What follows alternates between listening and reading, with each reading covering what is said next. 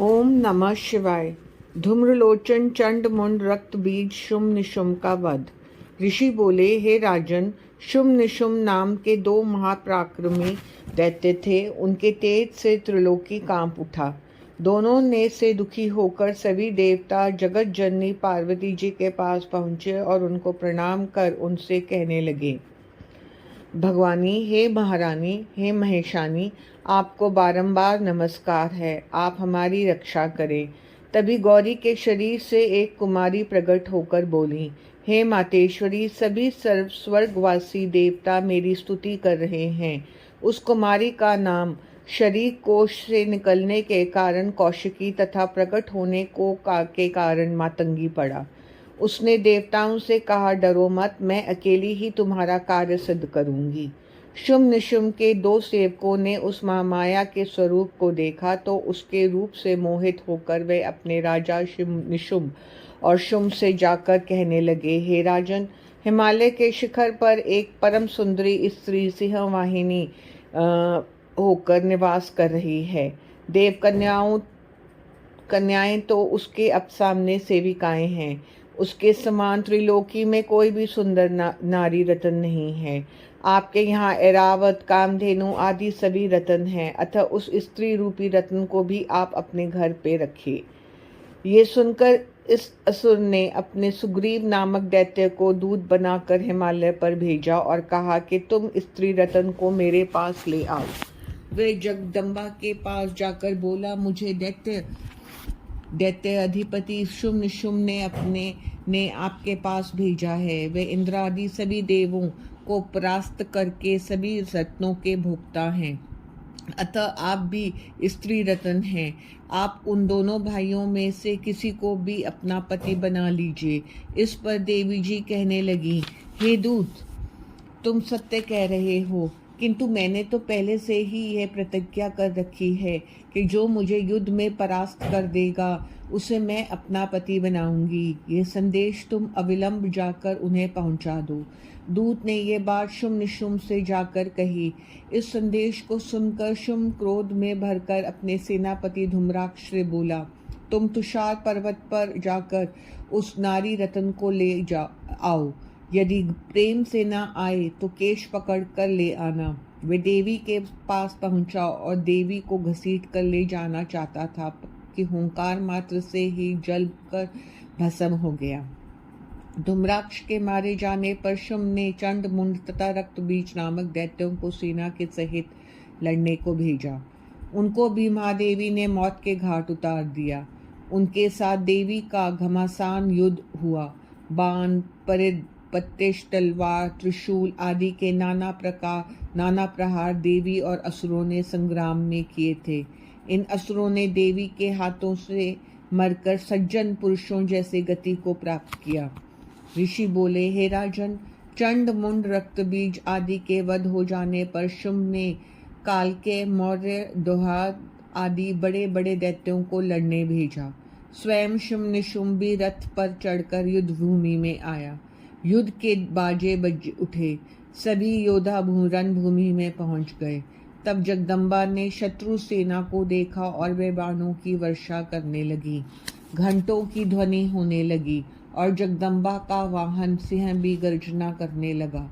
ये देखकर निशुम देवी से बोला, हे मालती के पल्लव के समान देह वाली, तू इस प्रकार सुकुमारी होकर अकेली कैसे युद्ध करेगी। तब चंडी देवी बोली, हे नीच, तू युद्ध कर या पाताल में प्रवेश कर जा, ज्यादा बातें मत बना। इतना सुनते ही दैत्यों ने बाण वर्षा करनी आरंभ कर दी और देवी ने भी अपार बाण वर्षा की। बाण, परिध, त्रिशूल आदि की बौछारें होने लगी। काल देवी ने करोड़ों की संख्या में दैत्य सेना का विध्वंस कर दिया। करोड़ों ही हाथी, घोड़े और रथ नष्ट कर दिए। इस विकराल संग्राम को देखकर निशुम सोचने लगा कि ये बड़े आश्चर्य की बात है कि मैं एक नारी से पराजित हो जाऊंगा। इस काल की बलिहारी है जो दरिद्रों को धनी और धनियों को दरिद्र बना देता है। इस नारी ने तो मूली गाजर की तरह इतनी विशाल सेना को क्षण मात्र में ही नष्ट कर दिया। फिर रथ पर आरूढ़ हो देवी के सम्मुख आकर बोला, तू इन सैनिकों को मारकर क्या लेगी? यदि तू युद्ध करना चाहती है तो मुझसे युद्ध कर लड़। तब वह ढाल तलवार लेकर देवी की ओर लपका तो चंडिका ने उसे काट डाला। भाई को मरा देखकर शुंभ क्रोधित होकर युद्ध करने आया तो चंडिका ने बड़ा भारी अट्टहास किया, जिससे दैत्य घबरा गया। तब त्रिशूल के प्रहार से देवी ने शुंभ को भी मार दिया। देवी के हाथ से मरकर उन दोनों ने परम गति को प्राप्त किया। तभी सभी देवता प्रसन्न हुए और दैत्य पाताल को चले गए। उमा की उत्पत्ति। सूत जी बोले, हे ऋषियों, सुनिए, एक समय देवता और दैत्यों में युद्ध हुआ था। तब देवता इसी मातेश्वरी द्वारा विजयी हुए थे। सब देवता अपनी अपनी प्रशंसा करने लगे। तब उन्हें से एक बहुत कूट रूप तेज प्रकट हुआ। जब देवताओं ने उसको देखा तो वे घबराए और इंद्र के पास जाकर बोले, हे देवराज, ये क्या है? तब इंद्र ने पवन देव को उसकी परीक्षा लेने के लिए वहां भेजा। तब उस तेज ने पवन से पूछा, तुम कौन हो? पवन ने कहा, मैं सारे जगत का प्राण हूँ। ये सुनते ही तेज ने कहा, अच्छा, जरा अपनी शक्ति से इस तिनके को चलाकर दिखाओ। तब वायु ने अपनी सारी शक्ति लगा दी, किंतु तिनका हिला भी नहीं। तब वायु लज्जित होकर इंद्र के पास आए और अपना पराजय का सारा वृत्तांत इंद्र को कहा। यह सुनकर इंद्र ने अन्य देवताओं को भी भेजा, किंतु वे भी हार कर वापस लौट आए। तब इंद्र स्वयं उन देवताओं की परीक्षा लेने के लिए गए। तब इंद्र को वहां आया देखकर वे उसी समय अंतर्ध्यान हो गए। इससे इंद्र अत्यंत विस्मित हुआ। तब इंद्र ने सोचा कि मैं उनकी शरण में ही क्यों ना चला जाऊं। तब यह सोचकर इंद्र ने उनकी मानसिक शरण ली। तब सबका अभिमान मिटाने वाली देवी प्रकट होकर इंद्र से बोली, मेरी ही कृपा से तुम लोगों ने असुरों पर विजय पाई है, अतः तुम अपना अभिमान त्याग कर नम्रता पूर्वक मेरा भजन करो। तब देवताओं ने उसे प्रणाम करके कहा कि हे मामाए, अब तो आप हमारी रक्षा करें, आगे इस प्रकार का वरदान दें कि जिससे फिर हम कभी ना अभिमान करें। तभी से देवताओं ने अभिमान को त्याग कर उमा देवी की आराधना आरंभ कर दी। सती श्री आदि अवतार वर्णन। सूत जी बोले, हे मुनिगणों, एक पराक्रमी गुरु हुए, उनका नाम दुर्गम हुआ। उसने ब्रह्मा जी से वरदान में चारों वेदों की प्राप्ति और यह वरदान भी पाया कि मुझे युद्ध में देवता भी न जीत सके। तब वह पृथ्वी पर अनेक उपद्रव करने लगा, जिससे स्वर्ग में देवता भी भयभीत होने लगे। वेदों के न रहने पर सब क्रियाएं जाती रहीं और ब्राह्मणों ने अपना धर्म त्याग दिया।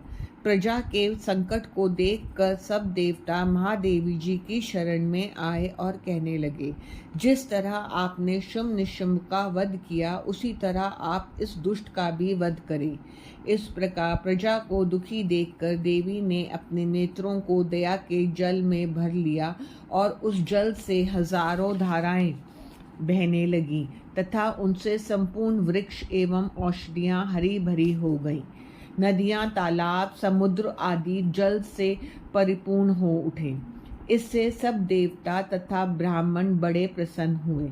देवी बोली, हे देवताओं, अब मैं तुम्हारा क्या उपकार करूं? तब देवता बोले, दुर्गम द्वारा चुराए हुए चारों वेदों तुम्हें मिल जाएंगे। अब आप अपने धाम को पधारें। ठीक उसी समय पुरु के पुत्र दुर्गम ने नगरी पर चारों ओर से आक्रमण कर दिया। इधर महाकाली भी चक्र लिए आ पहुंची और दोनों ओर से घोर युद्ध छिड़ गया। पैने पैने बाण छूटने लगे। देवी के शरीर से 10 देवियां प्रकट हुईं। उनके नाम हैं काली, तारा, छिन्न, मस्ता, श्री विद्या, भुवनेश्वरी, भैरवी, बगुला, गुधूमा, त्रिपुरा एवं मातंगी। इन सभी देवियों ने मिलकर दैत्यों की 100 अक्षौणी सेनाओं का विनाश कर दिया, फिर उस दुर्गम दैत्य का वध कर दिया। इस प्रकार उनका वध करके उस देवी ने उससे वेद प्राप्त कर लिए। वह वेद देवी ने सब देवताओं को जाकर दिए। तब देवता बोले, हे मातेश्वरी, आपने हमारी रक्षा के लिए अनंतशल्यमय रूप धारण किए हैं। इसी कारण आपका नाम शताक्षी होगा और अपने शरीर में उत्पन्न किए गए शाक द्वारा लोक पालन किया, इसी कारण शाकंभरी भी कहलाओगी। दुर्गम दैत्य के वध के कारण आपका नाम दुर्गा होगा। आपको हमारा नमस्कार है। समय समय पर आप ही हमारी रक्षा करेंगी। तब दुर्गा बोली, आप लोग चिंता ना करें, जैसे कि मैं अब तक असुरों का विनाश करती रही हूँ, उसी प्रकार आगे भी आपकी रक्षा करूँगी। इससे सत्य समझो, जब जब भी असुर लोग आकर उपद्रव करेंगे, तभी तभी मेरा अवतार होगा और तुम्हारी रक्षा करूँगी। इससे सत्य समझो। सूत जी बोले, लोक प्रसिद्ध शताक्षी, शाकंभरी तथा दुर्गा ये एक ही देवी के नाम हैं।